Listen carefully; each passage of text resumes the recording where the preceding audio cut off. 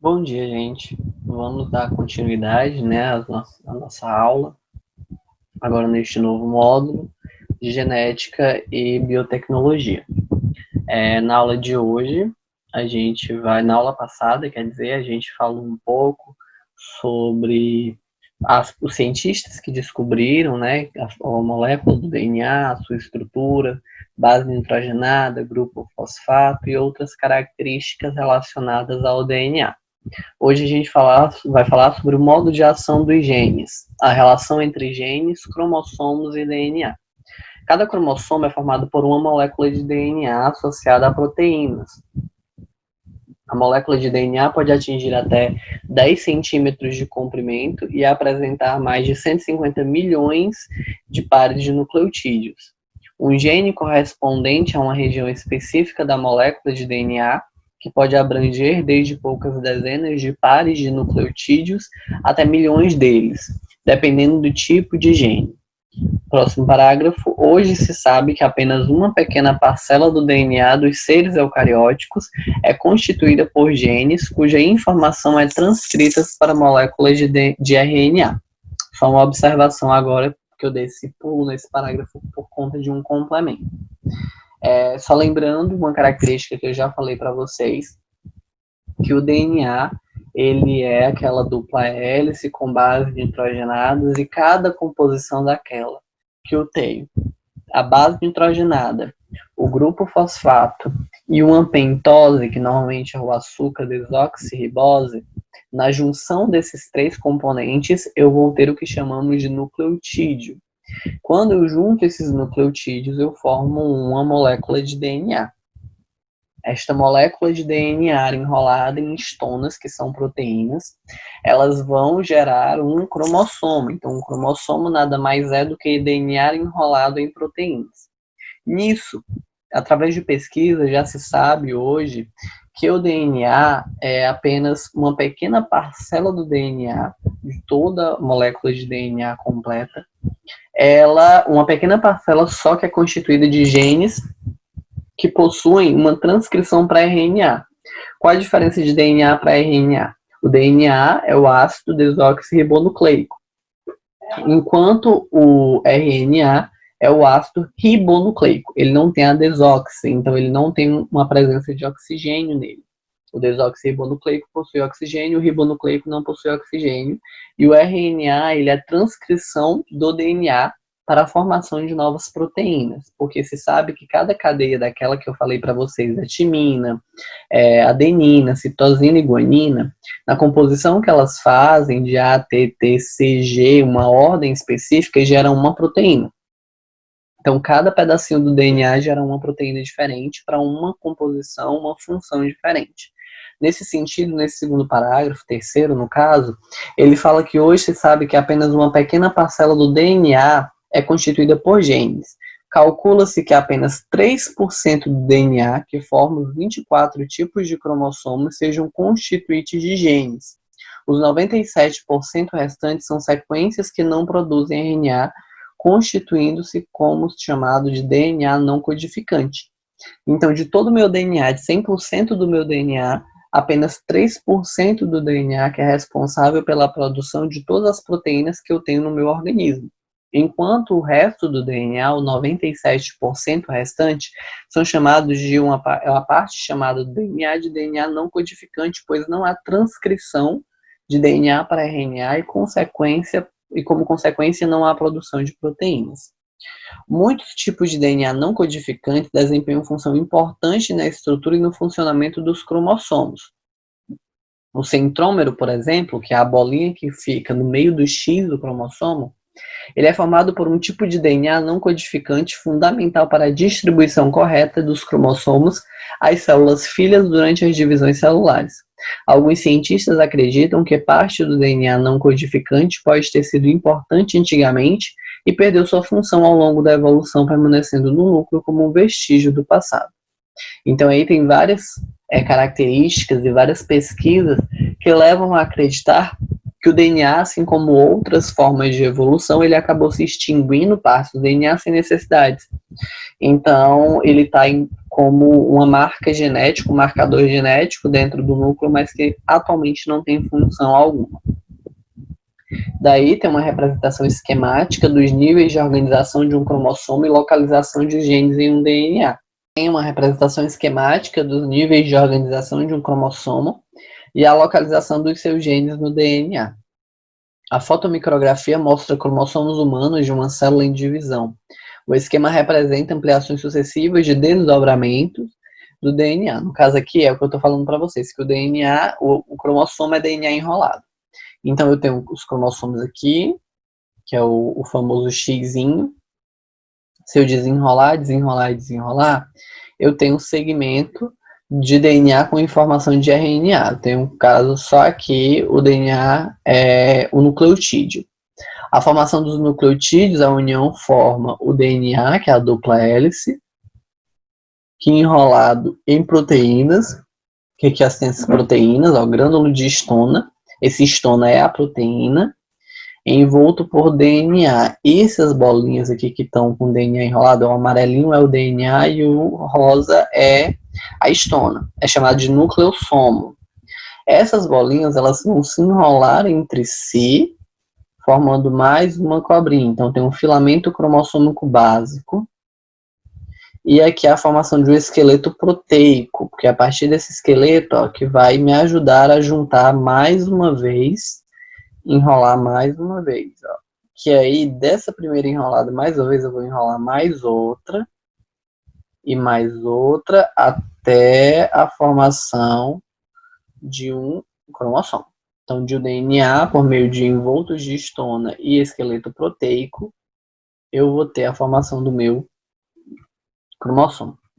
Transcrição gênica. Todo RNA celular é produzido a partir de uma das cadeias do segmento do DNA que lhe serve de molde.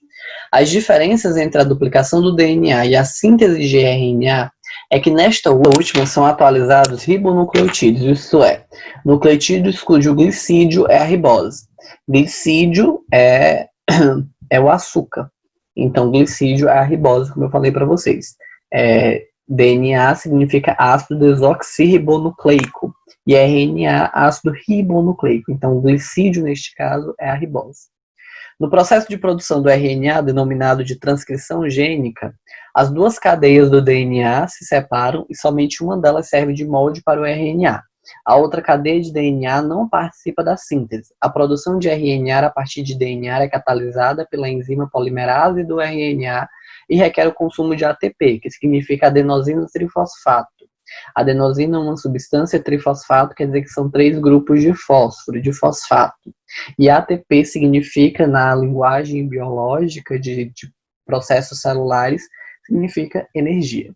Então, a polimerase do RNA, ela liga-se a uma região específica do DNA e começa a separar um pequeno trecho da dupla hélice, orientando o emparelhamento de ribonucleotídeos livres a apenas uma das cadeias. Esse emparelhamento segue as seguintes regras.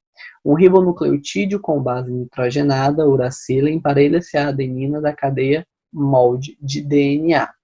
O A. Um ribonucleotídeo com adenina emparelha-se com a timina do DNA AT. Um ribonucleotídeo com citosina emparelha-se com guanina e um guanina emparelha-se com citosina. À medida que o emparelhamento vai ocorrendo, os ribonucleotídeos são unidos entre si por ação da polimerase do RNA, passando a constituir a molécula recém-formada. Esta, à medida que é produzida, desprende-se da cadeia molde e volta a se juntar à sua complementar. Então, só uma característica que diferencia o DNA do RNA transcritor é que ele não possui timina. No lugar de timina, ele possui uracila. Então, quando timina liga-se com adenina e adenina liga-se com timina, no caso do DNA, no momento que houver a transcrição, sempre onde houver timina antes, irá existir uracila agora. Conforme essa imagem aqui que vocês podem acompanhar. Aqui eu tenho uma molécula de DNA, A com T, C com G, T com A, T com T, G com C, sempre A com T, sempre T com A, sempre C com G, sempre G com C. Há uma quebra no processo da síntese, que é a separação em 2 cadeias. O RNA vai escolher uma dessas cadeias e vai começar a fazer a transcrição oposta dessa cadeia. Então, onde era T, fica U, e o resto repete. Onde era T, fica U. A partir do momento que eu faço a junção e a formação destas cadeias, eu separo-me destas cadeias, eu me desconecto, a cadeia anterior conecta-se novamente para a formação do DNA, e agora eu tenho um DNA transcrito, no caso, um RNA transcrito. A sequência de bases nitrogenadas de uma molécula de RNA reflete rigorosamente a sequência das bases que serviu de molde. Por exemplo, de DNA com sequência de TAGG, produz o RNA de AUCC. T liga com A liga com U, no caso do RNA, e GG liga com CC. Assim, a mensagem é transcrita para o RNA. Limites de um gene. O que define o início e o fim de um gene na molécula de DNA?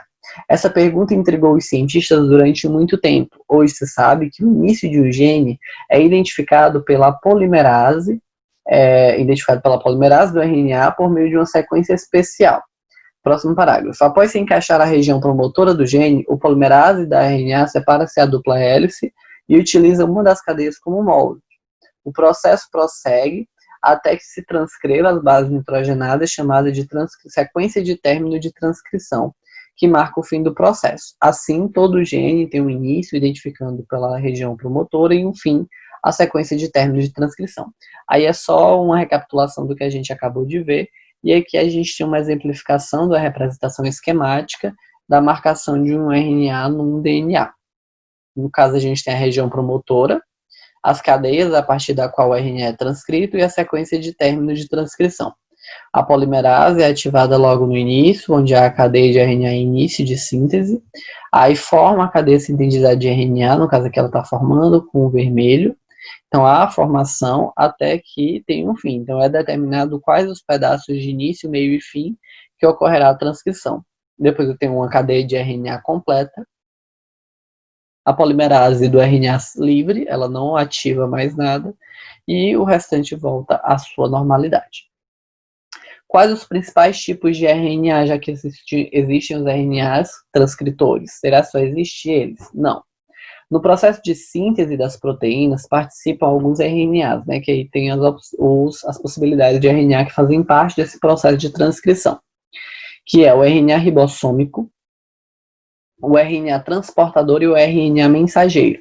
Moléculas de RNA ribossômico, RNAR, fazem parte, junto com certas proteínas, da estrutura do ribossomo, que é onde ocorre a síntese de proteínas.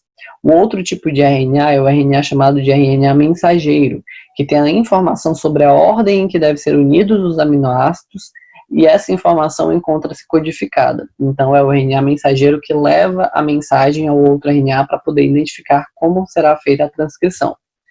Essa informação encontra-se codificada em uma superfície de trincas que são chamadas de códon, que define o aminoácido constituinte da proteína. No caso, eu tenho a cada 3 composições de letras, eu tenho o que chamamos de códon, e essa transcrição são feitas por códons. O RNA transportador, que é o terceiro e último RNA, ele é responsável pelo transporte das moléculas de aminoácidos que constituíram a proteína até os ribossomos. As moléculas de RNA-T são relativamente pequenas e apresentam 2 partes importantes. Em uma das extremidades há um sítio de ligação para um aminoácido específico.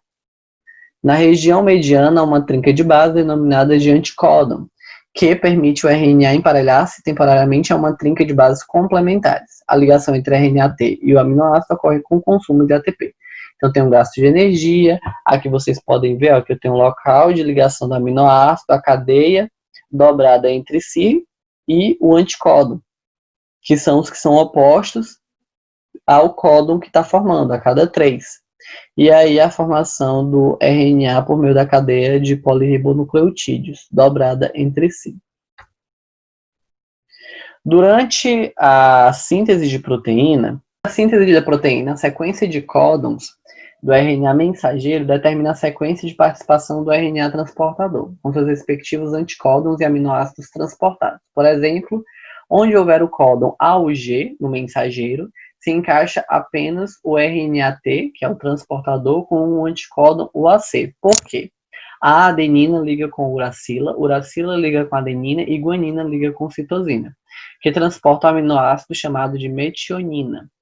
Assim, o transportador atua, o RNA atua na síntese das proteínas como moléculas adaptadoras, encaixando os aminoácidos de acordo com os códons do mensageiro, certo? Então, aqui é só uma imagem da figura 7 aqui, ó, que a gente ainda vai falar sobre o código genético, mas é uma tabela do código genético em que a gente tem aqui a formação de alguns códons, que são de 3 em 3, e aqui é a segunda base do códon, ó. Códon iniciados com U, códon iniciados com C, que a gente tem aqui, ó, códons iniciados com C não, códons ligados ao C, ao A e ao G. Em cada organização e ordem tem um prévio diferente, né? Uma proteína diferente, que no caso aí a gente tem aqui embaixo que significa, ó, a fenilalanina, a leucina, isoleucina, metionina, valina, serina, prolina, treonina, alanina, tirosina, histidina, glutamina, aspargina, lisina, ácido aspartico, ácido glutâmico, cisteína, triptofano, arginina e glicina. No caso desse sentido aqui, desses nomes, das abreviaturas que têm relação com esses nomes, a gente tem que, como vocês podem perceber, que a maioria, praticamente todos, terminam com ina, pois é uma terminação característica de proteínas, por isso que elas terminam com inas. Então, a correspondência entre os códons do mensageiro e os aminoácidos por eles determinados constitui o que é chamado de código genético. As 4 bases presentes no mensageiro reunidas 3 a 3 formam 64 códons distintos. Dos 64, 61 corresponde aos 20 tipos de aminoácidos que entram na constituição das proteínas. Os 3 restantes não correspondem a nenhum aminoácido e funcionam como pontuação, indicando o final da informação na molécula e sinalizando o término da síntese. No caso aqui a gente tem como isso acontece. Quando chega nesse processo de UA, UAG e UGA, já identifica que não tem mais formação de aminoácido e, consequentemente, tem que se encerrar a transcrição do RNA. O código genético é considerado degenerado ou redundante.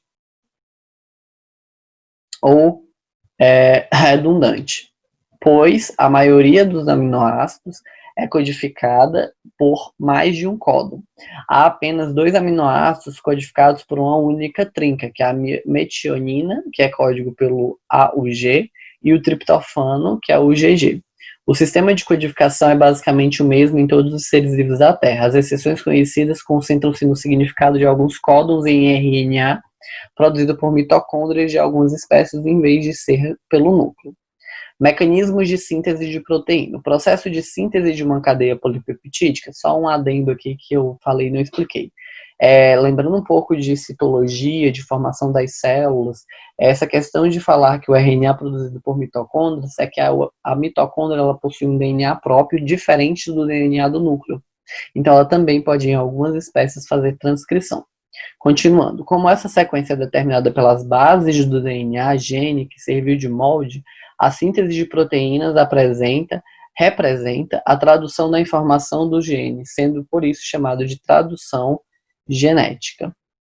O processo de transcrição do gene, seguida da tradução do RNA resultante em proteína, é como a expressão gênica. Aí é que a gente tem uma representação esquemática da síntese de proteínas. A gente tem a transcrição, a tradução e depois a síntese. A transcrição é quando eu faço a cópia de uma linha. A tradução é quando eu transformo esta linha em uma das proteínas. E a síntese é quando há a produção final da proteína, certo? Então, aqui, continuando, a gente tem o início da síntese de cadeia polipeptídica, que a síntese de polipeptídeo é a associação entre o ribossomo na produção de proteína. E o crescimento da cadeia polipeptídica. Nessa parte eu não irei ler, eu quero apenas que vocês observem essa imagem. E essa imagem aqui, ela indica muito bem esse processo e a formação. No caso aqui a gente tem as cadeias, aí nessas cadeias eu tenho o quê? A junção das cadeias com os códons, com os anticódons, tem a formação do sítio P e do sítio A. Ao lado, no caso aqui, o que é isso? Bem aqui, só esse local do ribossomo é chamado de sítio P. Só uma leitura para vocês entenderem que é onde o ribossomo fica. Esse aqui é um ribossomo. E o ribossomo passa no caso pelo sítio P, e a junção do códon com o anticódon a formação de um RNA transportador até a formação da primeira aminoácido de proteína, que nesse caso é o MET. E depois aqui é outro exemplo da volta da produção e o segundo aminoácido da proteína. É só um exemplo de produção de informação em que ele tem os códons que vão se relacionando com os anticódons e a produção de uma proteína a partir disso. Neste caso, tem um término da síntese de cadeia polipeptídica, que é o último estágio, em que ocorre o códon de parada, que no caso, como a gente está falando, é aquele códon que não produz mais nenhum tipo de proteína, que não tem o contrário do seu RNA, do DNA. Então, é o códon de parada. Outra característica de término da síntese polipeptídica é em relação ao processo de síntese das proteínas, que é rigorosamente ordenado e garante a sequência correta de aminoácidos de uma cadeia polipeptídica. Quando ocorre o erro na produção desse DNA, em que há troca de cadeias, pode acontecer algumas síndromes, alguns problemas genéticos. Aqui tem um exemplo, mais ou menos, do processo que ocorre esquema A e o esquema B na produção de proteínas, em que entra-se uma cadeia formada por proteínas até a formação da proteína em si, não mais apenas de um esquema. Agora vocês vão ficar responsáveis por fazer a atividade da 8 à questão 18, 10 questões relacionadas a essa temática. Vocês têm até o dia 20 deste mês para me entregar. Ok? Então, tchau.